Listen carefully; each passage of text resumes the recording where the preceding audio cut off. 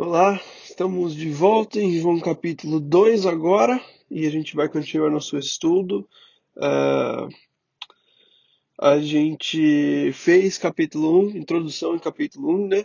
E agora a gente vai começar capítulo 2. Hoje eu estou aqui em casa, então eu vou tentar ah, falar o tempo inteiro sem ter que parar, mas tem as crianças aqui, às vezes talvez vai ter um barulho que você vai ouvir. Ah, é uma casa que tem 9 crianças, então deve ser barulho. Eu coloquei o microfone aqui no meu fone para ver se vai melhorar o áudio, porque com as crianças às vezes pega muito barulho. Mas vamos ver como vai ficar. E João capítulo 2. Aqui em João capítulo 2, eu sei que eu preciso ir mais rápido, eu demorei muito para essa primeira parte. Eu vou demorar mais uma vez aqui em capítulo 2, porque aqui são duas das minhas histórias preferidas do livro de João e também da Bíblia. Então eu não posso ir muito rápido aqui em capítulo 2. Eu vou tentar. Eu não quero demorar muito mais ao mesmo tempo. Eu sei que vai demorar, mas depois, nos próximos capítulos, eu vou começar a ir mais rápido, tá bom? Então daí a gente vai fazer vídeos de menos tempo, em nome de Jesus. Ou pelo menos, ou de fazer, cobrir mais coisas. Capítulo 2, João capítulo 2. Vamos focar, vamos tentar ver esse texto. É muito bom. Eu só vou falar agora, é muito bom. Vamos orar primeiro, né? Deus, te agradecemos porque com tecnologia nós podemos estar aqui juntos, estudando Sua palavra. E Deus, esse tempo é tão importante para a gente te conhecer mais, para que a gente pode ah, crescer no nosso relacionamento com o Senhor, que nós podemos conhecer mais de Jesus e, e nós queremos te convidar para nos convencer de pecado, para nos encorajar, para falar o que nós precisamos ouvir nesse tempo. Então, use esse tempo na palavra, em nome de Jesus. Amém. Amém. Então, João capítulo 2 e lembra que a gente viu o capítulo 1 em introdução, né? A gente viu que ele começou mostrando que Jesus é Deus, né? Ele falou sobre o início comparado com o Gênesis. Ele mostrou como Jesus não veio como qualquer outra pessoa. Jesus é diferente, ele sempre existia. Ele é superior. Ele comparou Jesus com João Batista e a gente viu que Jesus é muito superior. João Batista é muito bom, mas nada comparado com Jesus, né? E depois a gente viu que Jesus quem é Jesus nos olhos dos discípulos, que a gente viu 7 declarações sobre Jesus em capítulo 1 também, que ele falou né, que os discípulos chamaram ele de Cordeiro de Deus, Rabi, Rei de Israel, Filho de Deus, Filho do Homem, ah, Jesus de Nazaré, né? A gente viu todas essas declarações, tem algo para falar sobre Jesus. Então, Jesus é Deus, completamente homem, completamente Deus, o Filho de Deus, o prometido. E agora a gente vai começar capítulo 2, que começa essa parte de 2 até 10, de capítulo 2 até capítulo 10, falando sobre os sinais e milagres de Jesus, né? Capítulo 11 e 12 vai ser transição, depois a gente começa a falar sobre o final da vida dele, né, de Jesus. Mas aqui a gente está começando a parte falando sobre os milagres, os sinais e o que Jesus fez na terra para provar que aquilo que ele falou realmente é, ah, é verdade, né? É confiável por causa da autoridade que ele mostrou, o poder que ele mostrou na vida dele. Nós podemos confiar nas palavras que ele falou sobre ele mesmo, tá bom? Então, por isso que ele gasta todo esse tempo falando sobre os milagres. E agora a gente vai ver esses milagres. E aqui, capítulo 2, eu não sei o que é melhor, tem duas histórias muito legais aqui. Então, a gente vai tentar ver essas duas histórias e aprender algumas coisas. João capítulo 2 versículo 1. E eu vou ler os primeiros 4 versículos e depois a gente conversa. No terceiro dia, houve um casamento em Canaã, da Galileia.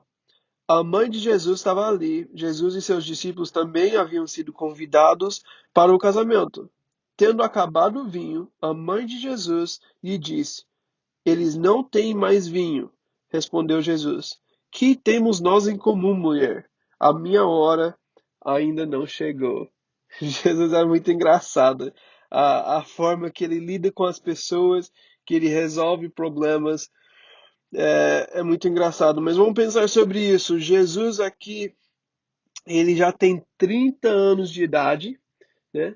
A gente precisa lembrar disso. Ele já é um homem, ele ah, já era para ele ter feito alguma coisa, né? Com 30 anos de idade, e ele ainda é um carpinteiro, ele está vivendo a vida dele normal, né? Não sei como era esse normal de Jesus, um homem perfeito, mas ele não era conhecido, ninguém pensava que ele era especial, então existe uma pessoa que sabe quem é Jesus. Quem é essa pessoa? Existem algumas, né? Mas uma pessoa, principalmente, que não tem dúvida. Por quê? É Maria. Maria sabe porque ah, ela ficou grávida, né? Sem conhecer um homem. Se alguém sabe quem Jesus é, ela sabe. Porque ele nascer foi um milagre, né? Maria, não existe dúvida na mente da Maria. Porque ela é impossível ela ter esse filho sem ser o filho de Deus. Ela viu um anjo, depois ela ficou grávida. Depois disso foi a parte mais difícil. Ela teve fé, mas o que que aconteceu? Ela teve que voltar para casa, ela teve que falar para a família, ela teve que falar para o José, ela teve que compartilhar para todo mundo na família, nos amigos e todos que ela estava grávida sem casar. Ela não tinha casado ainda. E, e ela falou para todo mundo, né? Eu tenho um filho, mas meu filho é o filho de Deus. Deus apareceu e falou que eu ia ter um filho. Qual seria a resposta das pessoas? Se fosse ah, nos dias de hoje, né? E uma menina vem para a igreja e fala para todo mundo: Eu fiquei grávida, mas meu filho é o filho de Deus. O que que as pessoas iam falar? Ah, tá, né? Você tem um filho que é o filho de Deus. Ah, beleza, não, legal. Né? Ninguém vai acreditar. Ninguém vai acreditar que isso é de Deus. Eles vão pensar que você está tentando cobrir seu pecado com uma mentira muito ruim, né? E eles iam rir dela, todo mundo ia falar mal dela, todas as pessoas iam ficar falando e ela ia escutar isso o tempo todo. Ela viveu com isso durante 30 anos. Depois ela teve o filho, todo mundo veio e falou: Ah, legal, esse é o filho de Deus. Ele pareceu uma criança normal. Cresceu na casa dela, não fez nada especial. Teve um dia que ele foi para o templo, mas fora disso, a Bíblia não fala de mais nada para separar ele dos outros, das outras crianças. Então, ela viveu com isso a vida toda, por 30 anos, né? 30 anos. Ela viveu com isso, todo mundo pensando que ela era mentirosa, que ela tinha falado sobre Jesus, mas ela mentiu. E agora, eu acho que ela cansou. Eu não sei se ela cansou, não sei, mas ela precisa de ajuda. Eles estão num casamento e, e nesse casamento a, a Maria está lá, a mãe de Jesus, Jesus está lá também e os discípulos. Então era um amigo ou parente que todo mundo conhecia, os discípulos também conheciam esse casal, então era alguém próximo deles e eles estão todos lá nesse casamento. E lembra que nos casamentos naquela época, ah, cuidar dos seus convidados era algo muito importante para a cultura deles. Se você não tem as preparações, se não tem tudo certo para receber as pessoas, você ia passar muita vergonha. É muito ruim isso para eles naquela cultura. Então, para acabar o vinho, todo mundo ia saber, e Galileia é uma cidade, nem é a cidade, né? É um, não sei, é um lugar bem pequeno, que todo mundo se conhece, tem poucas pessoas e eles ficam falando bastante. Então você pode imaginar, acabou o vinho, toda a cidade vai estar falando sobre isso durante as próximas semanas, os próximos meses, né? Todo mundo falando, você foi naquele casamento? Foi muito ruim, né? Porque acabou o vinho, eles convidaram a gente, não tinha nem vinho suficiente. Então você pode imaginar que para eles ia ser algo muito difícil, muito ruim.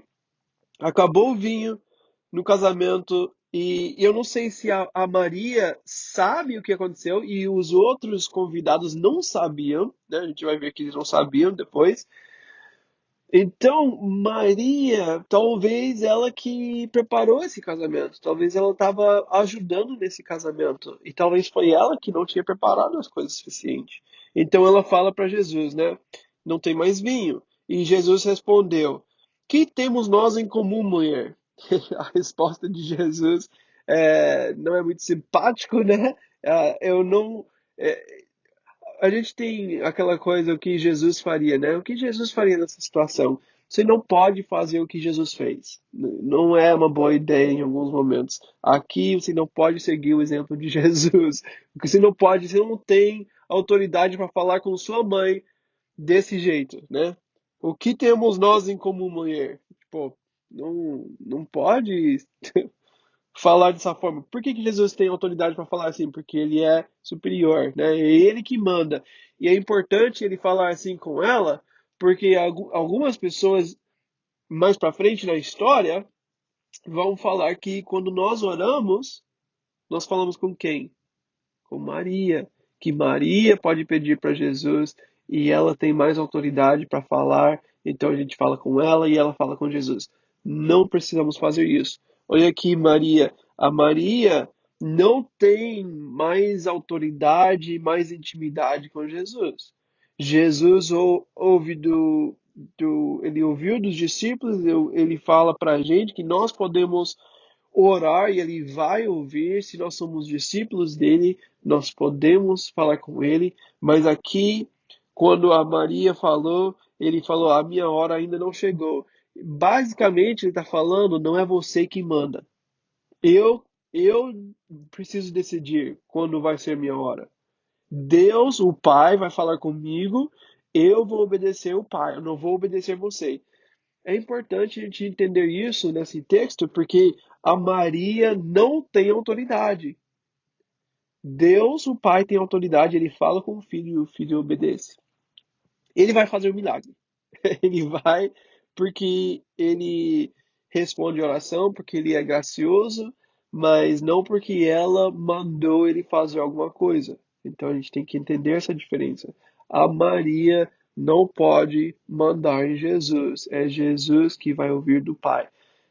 Mas ela tem o mesmo acesso que todos nós temos. A Maria pode orar da mesma forma que eu posso orar, que você pode orar. Ela não tem mais intimidade, mais acesso. Todos nós temos a mesma coisa.